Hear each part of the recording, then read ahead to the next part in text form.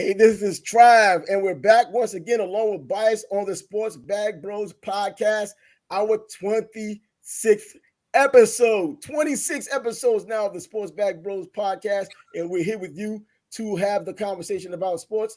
Today is Thursday. This is our Friday of the week. As you know, we go from Monday through Thursday, today being our Friday before we head into the weekend, and then grace you all again on Monday with whatever happened in the sports world over the weekend and even that day when we come back on Monday. But before we do any of that, Bias is in the house. Let him know what's going down. What's up? I laughed because I noticed you're wearing your hat and we can never be on the same page. I wore mine like that yesterday. But anyway, what's up? Spotify, YouTube, iHeart, Google Podcasts, all that. Like I said yesterday, share us, subscribe, do whatever you can, help us grow. We're going to be going live and we want to interact with you. Yep, and that's proof positive, as you mentioned. We don't get in sync in terms of what we're going to wear because we want to get on here fresh and in your face and let people know that, yo, we can agree to disagree when the opportunity comes, but our Marcus Allen. Okay, Jim Brown fumbling at the goal line. Again, all of those fumbles. And that was yesterday's show when we talked about the 10 greatest running backs of all time in the NFL. And Jim Brown wasn't at the top of the list. And all of these other guys that you thought might have been near the top of the list or at the top may or may not have been there as well. You need to check that out on our previous show. Just check it out. That was episode number 25, just in case you want to check it. But today, we're going to get into the conversation right now because you saw the thumbnail. And I don't know what the thumbnail said yet. I didn't make the thumbnail. So we're just going to get into this Thursday in the sports world. The NFL finally rearing its head. It's about to start in about a week and a half. We're talking about NFL training camps opening up, the NFL season on the cusp of opening for the 2023 year. But so much is happening right now, and it's looking to take center stage. We have valuable free agents that are still available right now. Dalvin Cook, as we've spoken before, is still one of those guys. I think DeAndre Hopkins is the number one guy overall when it comes to free agents as a wide receiver still looking for a team. These guys are now on the clock, and they're not draft picks. Yeah, it's getting close to D-Day, so to speak. They need teams. You got Saquon threatening to hold out. It's going to be very interesting in the next couple of weeks. And I think one of the themes we've had for a while now talking about running backs is the devalued running back. They aren't as valuable to the NFL teams as they once were. And it's now hard to find your pay grade, I guess, as a running back. Saquon Barkley was mentioned a few episodes ago and even in the media talking about, you know what, I want a fair deal. I don't want to break anyone's bank. I'm not trying to break the bank, but I want a fair deal. What now is a fair deal? Because a fair deal would probably be a franchise tender. The problem with a franchise tender is that's just one season. You want security. These players want security. They know how the NFL is. Things can end in an instant. They don't want one season. Right now, the going rate for a franchise running back is about $10.9 million, whereas Bijan Robinson, as I've mentioned many times before, as a rookie, sight unseen on NFL grounds, is the leading salary guy in all of the NFL this upcoming season. Saquon Barkley, how does he figure this out? And then if the Giants don't pay him, how do they get by after paying Daniel Jones as much as they did, literally breaking the bank? But he's a quarterback. You're supposed to break the bank.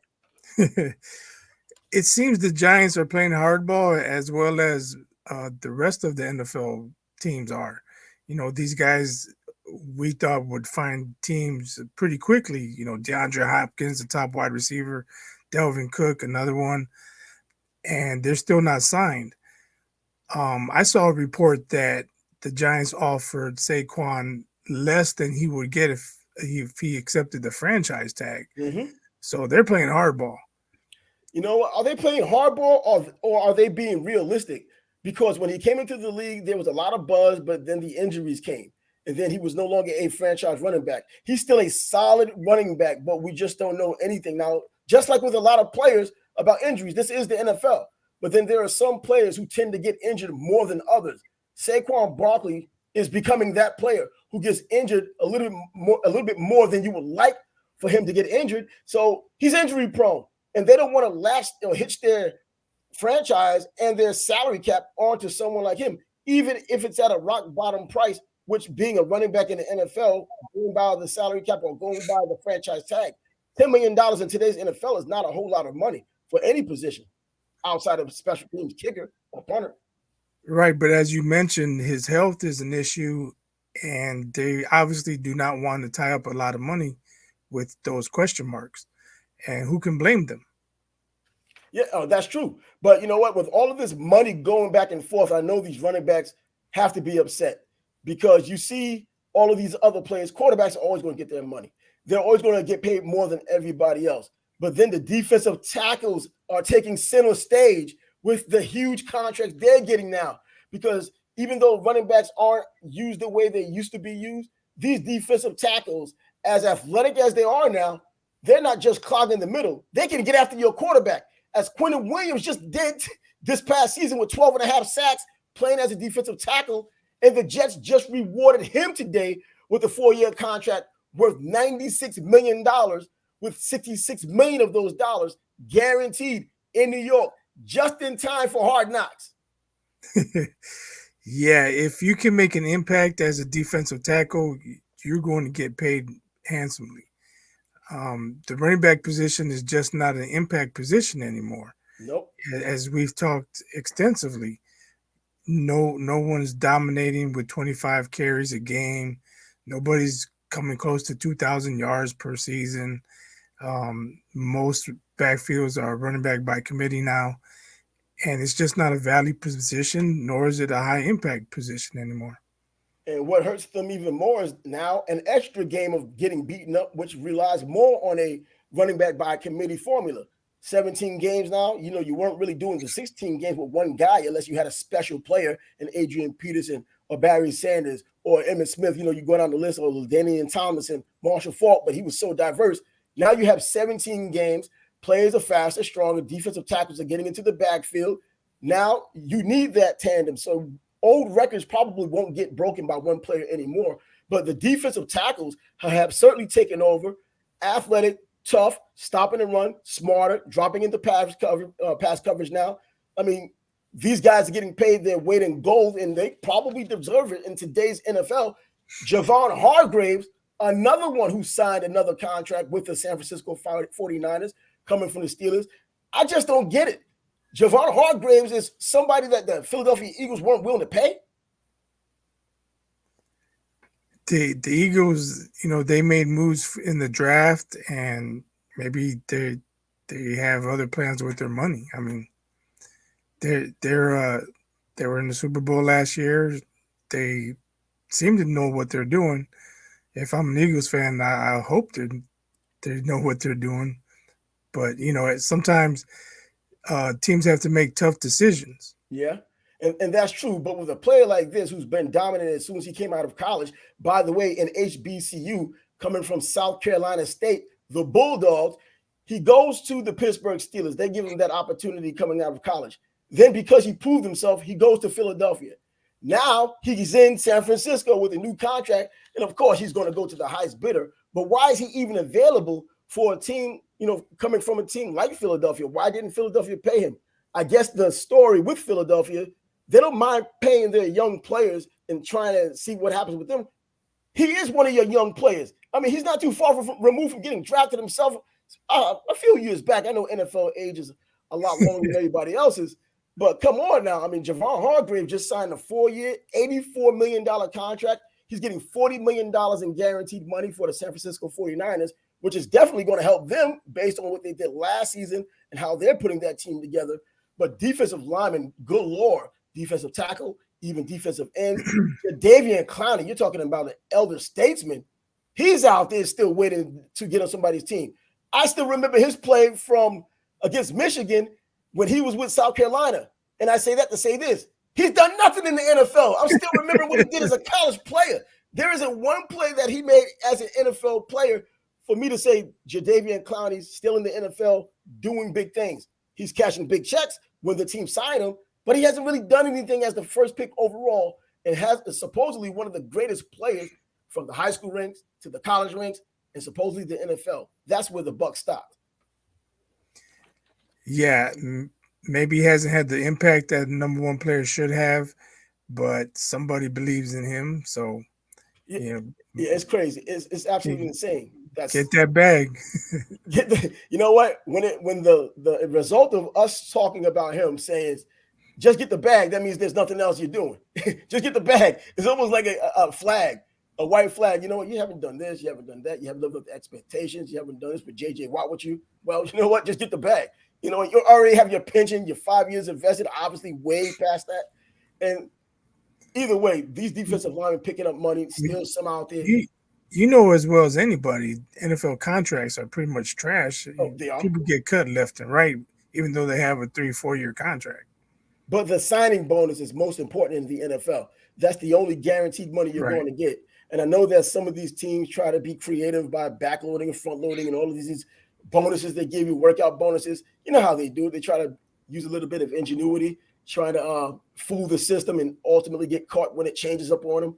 But yeah, defensive linemen are really the ones banking right now, in addition to traditional powers like quarterbacks when it comes to getting your money. Another defensive end out there, Yannick Ngakoue, he's out there looking for a team. This guy's played for 5 different teams, I believe. I remember when he was with the Jaguars for 2 seasons when he first came out of Maryland, he was really making noise. It might be something upstairs. I don't think it's necessarily his play. These teams get a chance to see him. He puts up numbers. He has about 65 or 66 sacks in his short career, and he's still on the street. I don't know what's going on with him.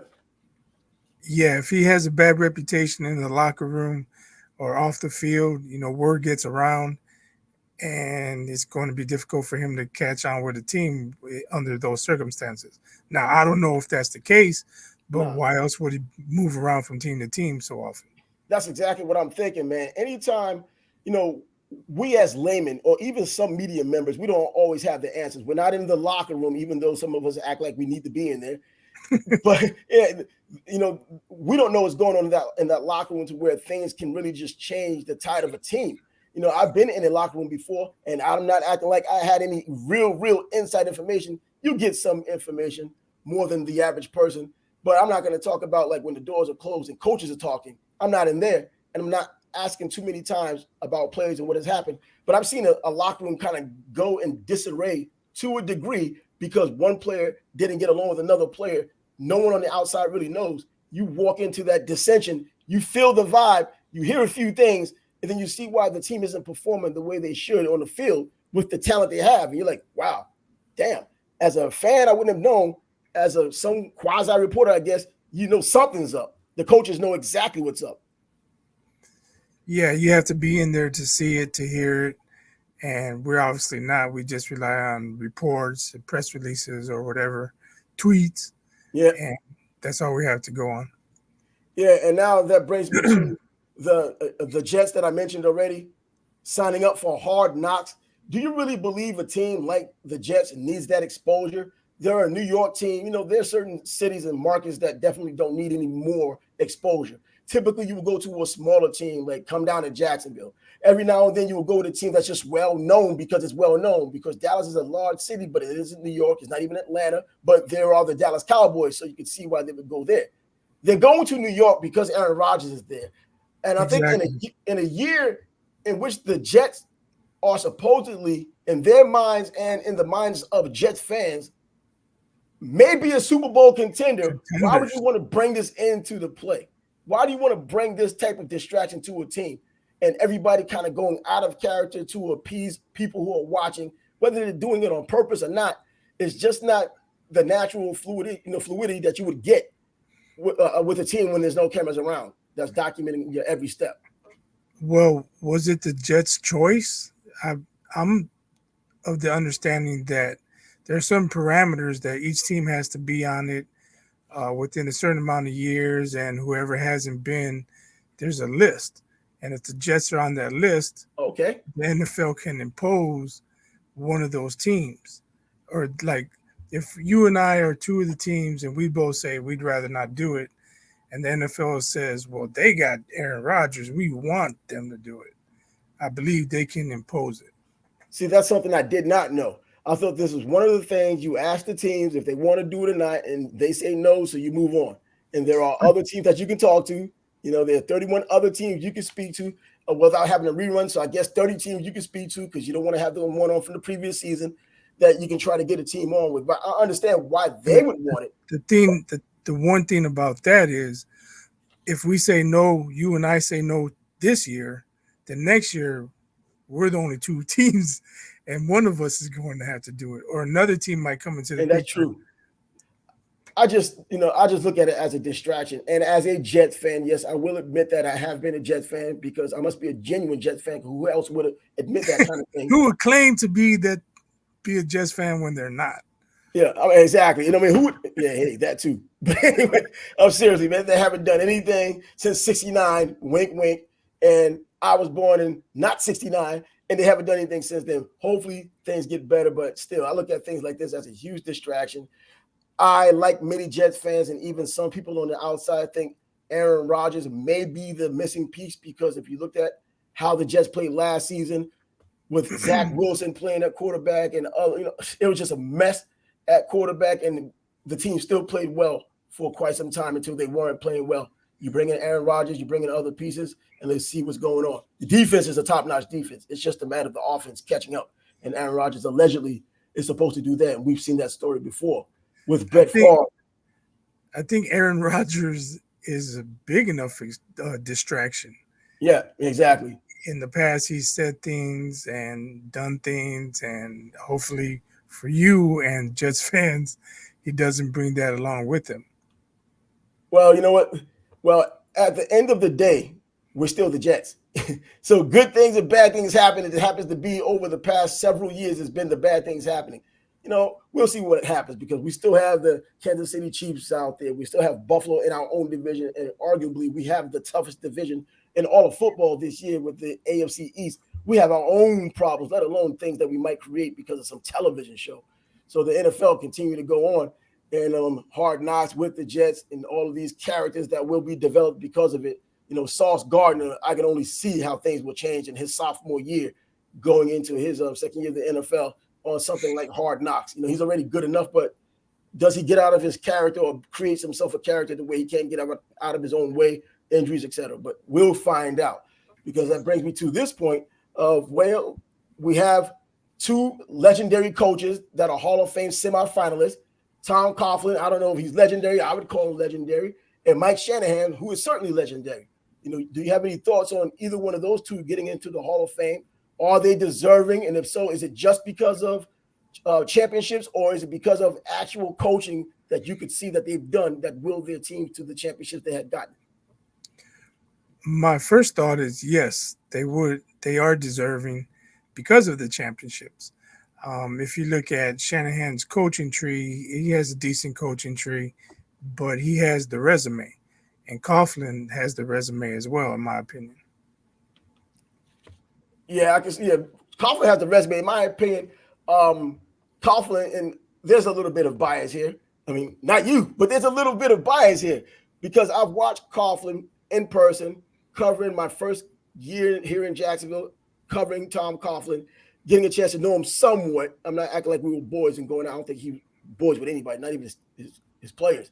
But seeing his personality, this is one guy where football meant so much to him. I mean, it means so much to every coach out there. They don't get to this point when football doesn't matter to them. But this guy just loved football. He lives and breathes football. He did what he did here in Jacksonville. Their first coach went to the playoffs, were one game away from going to the Super Bowl when they lost to the Tennessee Titans that year 3 times, and ended the season 14-2 in the regular season. Unbelievable. And coming from Boston College, and we know that story. Boston College beat Notre Dame the year Notre Dame beat Florida State, and Florida State won a national championship. We know all about that. But then he goes to the Giants. And I think what made him legendary was Tom was known as a hardcore football guy, period. Nothing else matters. He goes to the Giants. He tries that approach. It doesn't work. He's getting pushback, especially from guys like Michael Strahan, you know what I mean, leaders of the team. And so what he does, he goes back and forth for a little while, but then he realizes, because he learned, let me use those guys as a conduit to the rest of the team. So he talks to those leaders of the team, including Tiki Barber, who fumbled a whole lot, but he prevented him from doing that. And we end up getting this. The Giants winning 2 championships under Tom Coughlin. That coaching really matters. I mean, a friend of mine told me that he didn't deserve it. There's just no way.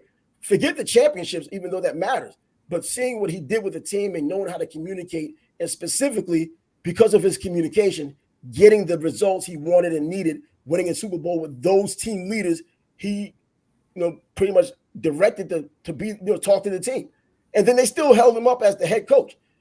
So that's Hall of Fame worthy to me. Mike Shanahan speaks for himself. It's not even just a Terrell Davis thing. Mike Shanahan speaks for himself. And that's what we have right here. But by the way, Tom Coughlin from the Bill Parcells coaching tree, which I believe is the most successful coaching tree of all coaching trees, because you have him, Tom Coughlin with his 2 championships. You have Sean Payton, and you have Bill Belichick. Cheater. Speaks for itself. Cheater. Who? Cheater. Oh, not Jeter. Bill Belichick? Yes. Has it been proven? I'm just saying. Has it been proven? Has it been proven? He had film of the Rams practices. That guy's studious. That's all that shows. Yeah, I understand. I mean, I hear you. Let me digress. What Coughlin did with Jacksonville, they were an expansion team. Nobody expected anything out of Jacksonville pretty much ever. And then, for them to go 14-2. And think about this. He got Eli Manning to play almost as good as Peyton Manning in the Super Bowls in those playoff runs. So, yeah, he did some coaching throughout his time. Yeah. David Tyree making the big play, but it was still Eli Manning who really was the reason why they won the championship. I mean, I'm sure if you ask any Dolphins fan, he deserves it. They prevented the undefeated season for the Patriots. So there you go. Exactly. So, you know what? They went undefeated throughout the regular season. Now, if you want to look at it just for overall wins, but anyway, they went undefeated in the regular season, and they were finally put to sleep in the playoffs. And that front four of the Giants, as we saw, had Tom Brady running around, and he just couldn't throw the ball because he's just not used to that kind of pressure. But Tom Coughlin, easily, both guys, I think, get in, and rightfully so. I don't think there should be any issues with that. So, I agree. Football is here. I mean, the NFL is going to be here. They're trying to pipe it up right now, and I think they're getting these guys under contract, so we don't have any. Hold on. Speaking of Hall of Fame, last week I think it was, or maybe earlier this week, we talked about whether Mariano was unanimous, and we weren't sure. Mm-hmm. Mariano was unanimous, and Jeter was the one who one guy didn't vote for him. Yeah, and that's and that goes back to what we were talking about in that same episode. Who is that one person? The reason why that one person is doing what they're doing is because they're anonymous. If they weren't anonymous and they were being held accountable, and after they were the only one to not pick Derek Jeter, or even no matter who, because Babe Ruth wasn't even unanimous. Mickey Mantle wasn't unanimous. Teddy Ballgame wasn't unanimous. So who are these people who aren't picking these ridiculous, iconically great players? Hold them accountable. Put them in front of someone, a board or something, and say, explain to us why you can't, and why you decided that he wasn't worthy enough to go into the Hall of Fame. So you mentioned Babe Ruth. Maybe it was a Red Sox writer who didn't vote for the Bambino. So maybe it was a Yankees writer who didn't vote for Teddy Ballgame. Yeah, and don't start no more being them, but they've kept it going all these years. But that was back in the day when everyone was allegedly doing the right thing. Everybody was allegedly the professional. And if you're being a professional and you were asked to put a player into the Hall of Fame based on their credentials, that they should be looked at for that, which is baseball. It shouldn't have to have anything to do with your personal feelings or whatever that player. You know as well as I do, though. A lot of writers think very highly of themselves, and they think their words are magical and what they say is the law or whatever. And for whatever reasons, their vote matters more than others. And, to us, they don't vote correctly. No, they don't. What are you going to do? I mean, they don't. It's not even to us. Look at what they've done with the players that we've mentioned, the great players. Just imagine all of the great players, the ones that, there's levels to being great as well. Just getting into the Hall of Fame means that you're just better than almost everyone who's ever played. But once you're in that Hall of Fame, there's still tiers. where you have those top echelon guys and those guys who barely made it, or those guys who took 3 or 4 times to get into the hall. You have that, but why are you trying to prevent these people from getting in? And then these top guys, you're preventing them from getting in. You might have had this personal thing, but if your business is to just look at what they've done as players and not count anything else, that should matter. And if, with that said, even in the Football Hall of Fame, you can take guys out like an O.J. Simpson. Take him out. Take out Ty Cobb, who was one of the worst guys ever in baseball. They're not doing that. So, it's ridiculous how they even go about it. And I just hate that they have a chance to just hide. It's like boxing when we get these crappy scorecards. Put these judges out there. Well, at least we know who they are when they give us crappy scorecards. But you aren't allowed to speak to them. You know what I mean? You're not allowed to interview them after you interview the fighter who's been screwed. Bring the judge in and let's see what you were thinking. You can't do that. Yeah. And some voters, I feel they have the idea that, this guy, he just came on the ballot. I'm not voting for him this year, maybe next year, or he hasn't waited long enough. Let's wait a couple years and then he'll get my vote. You're either a Hall of Famer or you're not. If you're a Hall of Famer, you should get the vote your first year eligible. Yeah, I don't understand. Why play games? Well, I don't know. Whatever. Exactly. That's a frustrating topic, but nevertheless, it's still happening and it's going to happen again. Hopefully, these younger guys coming up through baseball aren't the curmudgeons that these older guys are, and they don't. The problem with younger guys is they'll let almost anybody. And that's the other problem. So there's two ends of this. They're going to start letting guys who should never get. The term legend, especially in boxing, gets thrown around way too much. I mean, almost everybody who fought in the 90s or 2000s is considered a legend. A legend. Please. No, they weren't. No, now not everybody's a legend. We're flying off topic here, but since we're on topic with this, is Arturo Gatti a legend of boxing? I have to say no. And I say the same. You know what I mean? I respect the hell out of what he's done inside that ring against the guys he had done it to. Tough. As tough as they come. But a legendary fight doesn't necessarily mean that you're a legend. You know what I mean? It could have been a one-off. Now, we've seen him before, so we know it's not a one-off. But that fight he had with Mickey Ward, the first fight at least, that was one for the ages. We've seen other fights like that before. I mean, Castillo Corrales, their first fight, in my opinion, the best fight I've ever seen. And that includes that fight there. And I remember the night after that fight between Castillo and Corrales, I spoke to Bert Sugar, the boxing historian. He said that he had it in his top 5. And I figured if you have it in your top 5, I got it as my top 1 because it was. I mean, seriously, it was my number 1 fight. If you watched it, you would probably say the same. But either way, Arturo Gatti is not a legend. He was a legendary fighter, but is he a legend? I don't think he's a legendary. I don't think he's a legend. I just don't. I mean, Roy Jones is a legend because of his athleticism and the things that he's done. But even then, I'm kind of looking a little bit cockeyed a little bit with that. But we'll get into some boxing talk eventually, someday. Roy didn't help himself fighting so long. Had he retired sooner, people would hold him in higher regard.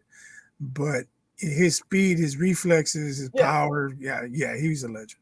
He's a legend, of course. But even if Roy fought for so long, I think that when you're really analyzing a fighter, you look at them at their best, and even not so much as their best, and see how resourceful they were. Not when they're completely shot and coming back 4 and 5 years later. We're talking about even after your prime, you're still able to be resourceful. You show that you've learned throughout all these years, so you put that guy to the test, and you still. What your boy Floyd says. He said, how could Muhammad Ali be the GOAT when he lost to Leon Spinks? Well, no, he doesn't even mention Spinks. He says when he lost to a fighter with 7 fights. You know what? To me, that's inexplicable too. But he came back and did what he was supposed to have done. He sparred I believe, 200 rounds for that fight. Yeah, but we're not talking about Ali at his best. Not even close. He was already suffering from Parkinson's back then. I mean, you hear the stories of what was going on in his training camps, pissing blood and all that stuff, even back then. So, it happened. You can't take it away from him. But then there's some people, because, boxing is the theater of conspiracy where you just can't take anything at face value, because now it's like he lost on purpose so he could be the only 3-time champion. It doesn't. It makes sense if you're one of these conspiracies. What do you say? That's what they say about Sugar Ray Robinson, that he was so dominant that he had to lose to get a rematch to get more interest. Yeah, and he did it 19 times in his career just to get interest. Now those Well, losses came not every fight, of Yeah, I course, know. at the I, end of his career, but I'm I, talking about in his heyday. yeah, I don't believe that either Well, because I'm just saying, yeah, I of wasn't course, there. those fighters are tough. I mean, we can never have anything definitive of going by what could happen behind the scenes with mobsters showing up, other shady characters showing up, telling you what you need to do or But what I you. know this: if Sugar Ray was fighting now, same Sugar Ray, or no, not now, 10 years ago, Floyd would have avoided him like the fucking plague. Oh my God, he would have. I mean, man, forget about it. He didn't even fight Paul I Williams. can't even say that Sugar Ray would get in his ass because Floyd would not fight him. Nope. And when he had fought Tommy Hearns, I mean, we're going to get into No, some boxing talk eventually. no. When he had fought, because I know when people try to make it, this is the guy that would have beaten Floyd Mayweather, and they bring up Sugar Ray Leonard fighting Floyd Mayweather's father, which I don't know how that even correlates other than being related. So would he even fight Sugar Ray Leonard? And No. Roberto Duran, the one that fought Ray Leonard the first time at 147, coming from 135. Man, there's so many questions out there, and we will have a show about Floyd Mayweather and how great was Floyd Mayweather going up against some of the great boxers of the history of in the history of boxing. We don't got to go back so far. We have He was enough great, guys in the but last 40, TBE, 50 years. stop it. Not Unbelievable. TBE, stop. Yep. So we'll get to some boxing talk eventually because right now, hey, college football also around the corner. Next week, SEC Media Day is starting in Nashville, Tennessee. They're not in Birmingham this time around. They're not even in Atlanta where they had it at before. And we're going to try to at least have someone on from Nashville to talk about SEC Media Day. Brent Beard, one of the more renowned guys in the South, someone I've known for over 20 years, hands down, the most knowledgeable, not one of the most knowledgeable, the most knowledgeable a person I know when it comes to college football, Southern football in particular, because he's just an SEC guy, SEC shill. Call him what you want. Alabama fan, but he calls it fair and square when he's on the air at least. But Well, hopefully he can give us some nuggets, man, because most of these media days or media sessions, it's all the same. Coach is going to say, "Oh, the boys are working hard. We're excited yeah. about the season." I really have little interest in them. See, Brent Beard is someone who's going to be able to bring it and put it all together. He's going to tell you what to look forward to. He's going to tell you about players that you probably don't even know. He's going to probably tell you about people on Nick Saban's roster that Nick doesn't know about yet. That's how deep he is. I mean, Brent Beard, this is a guy I've known, as I said, for over 20 years, and the information that he gives is completely golden. It's just a matter of can we line up our schedule so that we can do this interview or so that we can just have him on. He wanted to do a Friday show, but we aren't on Fridays. But you know what? It might just be worth having it, doing a little interview, recorded and playing it on, another day. But nevertheless, Right. Brent Beard, he's been everywhere. I mean, Southern football. Paul Feinbaum is Paul Feinbaum because we see him on television and he talks about football and Southern football. Brent Beard is Brent Beard because you don't have to know who he is. You just know who he is if you're in the South. And we're going to try to have him on to do the show with us. And that's going to be great, man, because the SEC right now is the premier conference and probably proven over the past several years that they probably are. The Big Ten, in my opinion, is number 2. We'll try to talk about the Big Ten, and if we can get a guest on for that, we will do that just as well. College football is just as important as pro football, in my opinion, even more exciting than pro football. Greg Sankey, the commissioner of the SEC, just signed himself a contract extension until 2028. So the SEC, absolutely insane. Texas and Oklahoma coming in for next season. And that leads us to this. Steve Sarkisian, the head coach of Texas, of course, he would say what he needs to say. It would be great if we could win the Big 12 before we leave the Big 12. Wait a minute. Oklahoma's there too, and they're coming along. You're acting like they're not even there.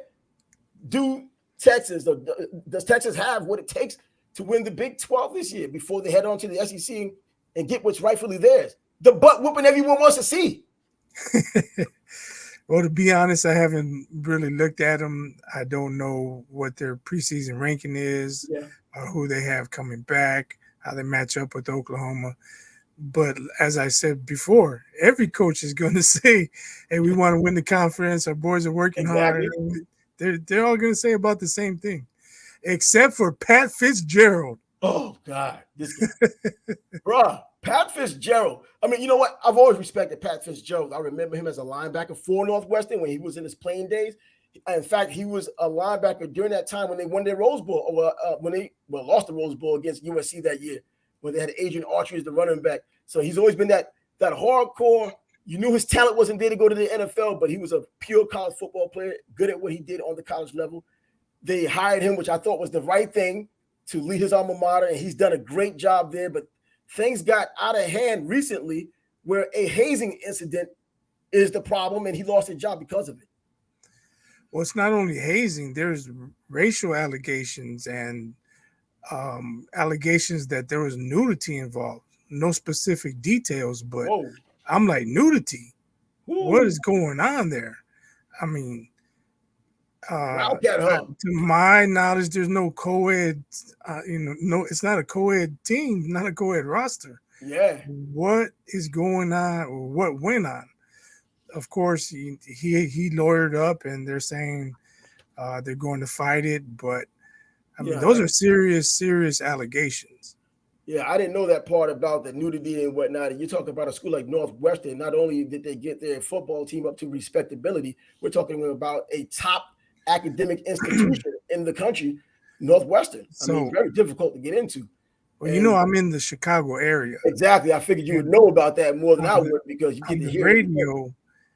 They've been saying that the school newspaper interviewed former players, and this is where the allegations are coming from. Whoa. As far as the racial allegations, they said if black players or Samoan players or whoever had long hair, dreadlocks or whatever, he would make them cut their hair. But a Caucasian player with long hair, he wouldn't say anything. Whoa, oh man, I don't know. I don't know how to quantify that, because hey, you know what? You can only go by what people say until they get more evidence to find out that there was some truth to it. And if so, he got what they believe that he deserved, getting fired from an institution and not having him as a representative of their school, regardless of being an alumnus and being a very good coach up until this point. It's unfortunate. Now, I wonder, because it's so far in the open right now, is that kind of par for the course for a number of schools? We can't say all of them, but a lot of schools that go through the same kind of thing, it just hasn't hit as hard as this is hitting for Northwestern right now. It's possible. I'm sure there's hazing going on. I'm sure there's certain coaches who are racist. They can't help it. It's how they was raised. That's just how they are. But like I said, the nudity, that's disturbing. Yeah, that's Wildcat Hub. That's exactly what that is. The nudity in college football. Start with Northwestern. Of all schools, you wouldn't expect it. It's like something going on at Duke. We're not even going to go with the nonsense at Duke lacrosse and all that crap like that, or anywhere else. But yeah, we'll get to the bottom of it, or at least they will get to the bottom of it. And if they do, you will be hearing it from us at some point when we get some decisions. But a little bit with that Texas situation, I think that they could do some noise or make some noise in the Big 12 this year. Quinn Ewers is their quarterback going into now his third season of playing for them. And I don't know. I mean, I think he's pretty average. I think he doesn't have a strong arm. He was the top quarterback in the country at one point, coming from Texas, going to Ohio State, coming back to the state of Texas to play for the Longhorns. And Arch Manning is there. Arch Manning is there, Peyton Manning's nephew. And I wonder, they act like Malik Murphy doesn't exist. This guy is a redshirt freshman who's actually learned the playbook. Arch Manning comes in, they're acting like it's just between he and Quinn Ewers. And Malik Murphy, a former Elite 11 quarterback from 2021 from California. And if you know me or you know football, if you want to get your quarterback from high school, California is probably the optimum place to go because of the sophistication of the offenses on the high school level out there. But anyway, yeah, they got a lot going on. And even a true freshman linebacker with Anthony Hill, the number one inside linebacker in the country on their team. That's what I'm interested in really seeing outside of the offense, because I like seeing young freshmen who are touted finally get in there and see what they can do, and if they actually can do it. We've seen it in the past. I mean, Reuben Foster is one of those guys who comes to mind when it comes down to a true freshman linebacker getting an opportunity, in college, that is. In college. So yeah, true freshmen that can come in and make an impact. Yep.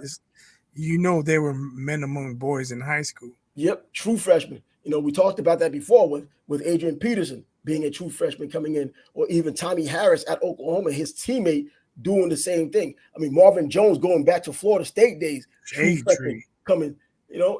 They're just, you definitely we all aren't created equally. We just watch and act like that for political correct reasons. But anyway, we're talking about, we talked about the NFL coming back. We talked about college football, and we're trying to keep away from this gift that keeps giving, but we can't. It's like Pookie. It keeps calling us back. Victor Wembanyama, the NBA is still calling us, and he's calling the NBA pretty much soft, I guess in so many words. What are your thoughts on that? My only issue is he hasn't played an NBA game. He played in the summer league. Half those guys, probably even more than half those guys, are not going to be in the NBA. And most of those guys are fighting for roster spots or for invitations to training camp. They're not out there trying to rough house or do, they're about trying to make an impression, score some points, maybe block a shot or two. They're not worried about trying to be physical. But did you see him getting pushed around, knocked down, playing with a Band-Aid? Oh yeah, I saw the Band-Aid, man. I thought it was a tribute to left eye. Somebody touched him. It's a tribute to left eye lobes. I don't know, but I tell you for real. But you know what? But the reason why I even looked at that and took it for what it was is because that's something that Luka was saying. It's easier for him to score in the NBA than it was in Europe. And I think Jokic said something to that effect as well. And then it goes back to even the most previous Olympics in the beginning when the U.S. team first got out there, and they were complaining about the fouls that weren't being called and a little bit of the physical nature of the international game as the NBA has gotten softer from its 1990s years till now. And it led me to believe that, it may be some truth to it. The NBA got softer when more Europeans started coming in. They tried to make it European friendly. But as they got softer and softer, these guys who were just happy to be there in the NBA or playing against NBA players back in 92 against the Dream Team, they got their game up. They got better and they got tougher to the point that where the NBA just kept getting softer and softer and the international team got tougher and tougher. And now they're coming over here and the ones who are great are playing with impunity. These NBA players aren't intimidating them as we thought they would, or the reasons why the rules were kind of a little lenient to begin with to facilitate them. Yeah, if you think about it, when the NBA started going globally and professionals were allowed to play in the Olympics, we had Barkley elbowing guys in the Olympics for no reason. He was sending a message, and I'm sure the world got that message. If we want to compete, we got to toughen up. Yep. And then over the last, 10, 15 years, as you mentioned, the league has gotten softer. Flopping has been rewarded. And hopefully that comes to an end. The league has gotten softer, so he could be right. But I'm just saying he hasn't played in an NBA game, so he doesn't know. But he's going to have something to pay for when the season starts because those NBA. Man, but I wish there were guys in the league like Ben Wallace and Ron Artest, like even Anthony Mason, man. Come on, Charles Oakley, dudes who are willing to go to war with you. That's bulletin board material. Oh, We're soft here. Okay. All right. But you mentioned it now. Commit that to memory. I'll see you. We'll see what happens during the season. Is circle the game on the calendar? And his body type lends itself to getting pushed around, shoved around, and showing a physical type of basketball. I mean, they have 10 penalties or 10 fouls in basketball during the summer league for a reason because, dudes can do what they want, and they take advantage of them. So, and as you already mentioned, we're talking about rule changes, and that flopping now will be penalized this upcoming season, according to the NBA. So does I don't know if it's the Mandela effect or what, but I swear this happened like 20 years ago. They said they were gonna either fine people for flopping or call it a foul for flopping. I swear, and I can't remember one time that somebody was called for flopping. Well, that's true, but I think I'm going to have to Google that. It's on the brain right now, and I think because it's such an issue, and LeBron's now going to be out of basketball soon enough anyway, so I think they can probably put it in place now with him on the mind, knowing that he probably has 3 seasons left, and LeBron's coming back for a 21st season, but before he comes back, we didn't know that already. Yeah, exactly, right. He's an attention whore. How do I know? because of this type of thing that LeBron likes to do. Terrorista. You already know.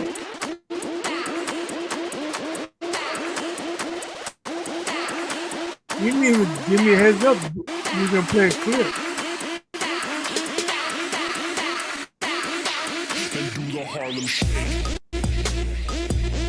Your boy getting it.